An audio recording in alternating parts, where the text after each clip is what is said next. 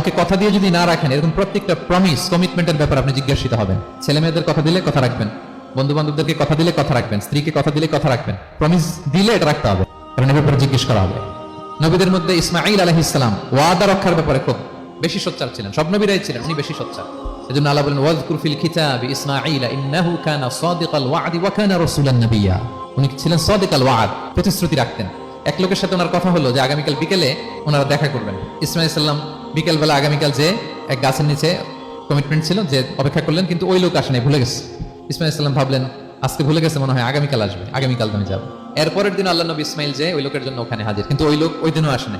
ইসমাঈল সাল্লাম বললেন মনে হয় এরপরের দিন আসবে। ইসমাঈল সাল্লাম এরপরের দিনও যায় হাজির। এভাবে একদিন দুই দিন না, টানা 30 দিন উনি আসরের পরে ওই গাছের নিচে ওই লোকের জন্য অপেক্ষা করেছেন। কারণ ইন্নাল আহদা কানা মাসউলা, কথা দিলে কথা রাখতে হবে। দেখেন আমরা কথা দিয়ে কথা রাখি তো নাকি?